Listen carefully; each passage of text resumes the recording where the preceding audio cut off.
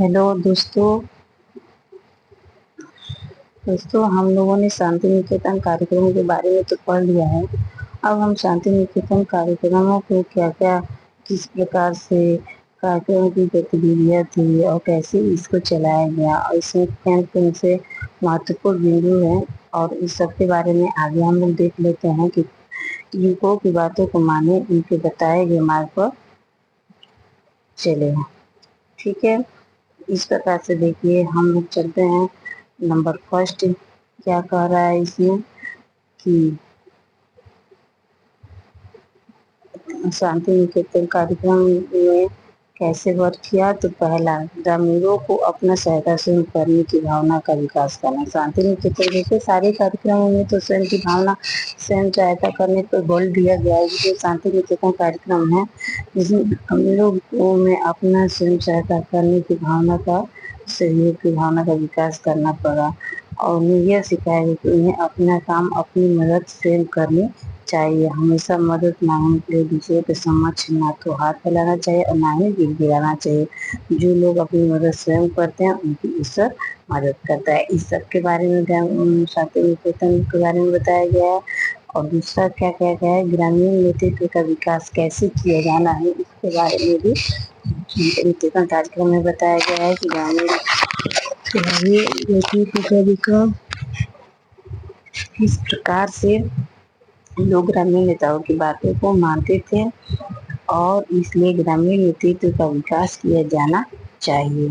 ठीक है, अब हम आ जाते हैं तीसरे नंबर पे कि तीसरा नंबर क्या कह रहा है। तीसरा नंबर है कि ग्रामीण बालिकाओं को एक सेवा दल तैयार करो। मतलब जो बालिकाएं हों उनका भी एक सेवा दल तैयार करो। सेवा दल से तात्पर्य है कि बालक बालिकाएं सेवा करने का व्रत लो। मतलब जो बालक बालिकाएं दोनों सेवा कैसे करेंगे। जो गांव में ज्यादातर लोगों को उन्नत ढंग से खेती करने, कुटीर उद्योगों में अपनाने, उन्नत तरीकों से पशुपालन करने के लिए उन्हें क्या करना, प्रेरित करना।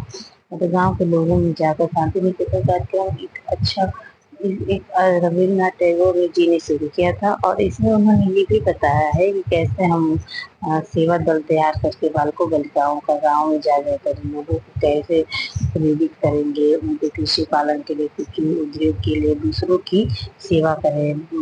रति बालिका कहते हैं, दूसरों की सेवा करें, उससे क्या कहते हैं, रति बालिका। ठीक है, और चौथा नंबर देखिए इसके बारे में बताया गया है। तो चौथा नंबर जो आपका है वो हस्त शिल्प कलाओं के विकास के प्रशिक्षण हेतु केंद्रों की स्थापना करना। मैंने इसमें हस्त कलाओं के माध्यम से कैसे हम विकास के प्रशिक्षण केंद्रों की स्थापना कर सकते हैं, इन सब के बारे में भी बताया गया है। और लोग प्रशिक्षण प्राप्त करके स्वयं धंधा आजीवन के तरीकों से सुधार कैसे लाए, धनापोषण करके रहन सहन के स्तर को कैसे ऊंचा उठाया जा सकता है। ठीक है, उसके बाद से अब देखिए पांचवा क्या है। पांचवा है कि पांचवा आपका है कि प्रदर्शन केंद्र की स्थापना करना। मतलब हमें अपने कार्य के लिए, अपनी योजनाओं को संचालित करने के लिए कैसे प्रदर्शन केंद्र की स्थापना करें। और शांति निकेतन में एक प्रदर्शन केंद्र की स्थापना करना जिसका उद्देश्य ग्रामीणों को बेहतर वैज्ञानिक ढंग से खेती करके पशुपालन करके दिखाना। क्योंकि जब भी स्वयं अपनी आंखों से उन्नत खेती फायदा करने देखेंगे तो उन्हें विश्वास होगा। मतलब कोई भी काम अगर वो खुद करेंगे, स्वयं करके देख कर विश्वास करने और करके सीखने, ये तीन चीजों पर प्रसाद शिक्षा जोर देता है। तो आंखों से उन्नत तो उन्हें विश्वास और परिणामतः वे उन्नत ढंग से खेती करने को ललकते हैं। ग्रामीणों को सिलाई, कढ़ाई, बुनाई, टोपी बनाना, चित्रकारी, बुनाई आदि को करने को बताना। और छुआ देखिए ग्रामीणों को साक्षर बनाने हेतु तो बुनियादी शिक्षा की व्यवस्था करना। हम लोगों को साक्षर बनने के लिए भी बुनियादी शिक्षा की व्यवस्था करना। और सातवां क्या है, ग्रामीणों के सहयोग की भावना को विकास करना ताकि वे मिलकर कार्य करें। और आठवां, ग्रामीणों को स्वास्थ्य एवं स्वच्छता अपनाना। इस सब के बारे में बताया गया है।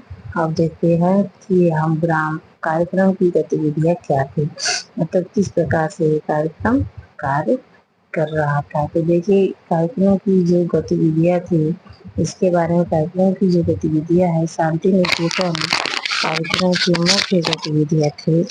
पहला, कृषि तथा पशुपालन पर अधिक जोर दिया गया। शांति निकेतन कार्यक्रम में पहले जो आपकी गतिविधियां थी उसमें कृषि और पशुपालन पर ज्यादातर जोर दिया गया, क्योंकि वहाँ के लोग का मुख्य व्यवसाय कृषि ही था। यहाँ के लोग का मुख्य व्यवसाय क्या था? कृषि था। इसलिए शांति निकेतन में एक प्रदर्शन स्थल की स्थापना की गई। इस स्थल पर उन्हें पशुपालक उन्नत तरीकों से खेती, वैज्ञानिक तरीके से कीटनाशक उर्वरकों का उपयोग के सिंचाई करके सिखाया गया। मतलब खेती और उनको पशुपालन और कृषि किस प्रकार से उन्नत तरीकों से करना है, इसके बारे में उनको गांव के लोगों को करके आंखों के सामने उन्हें दिखाया गया।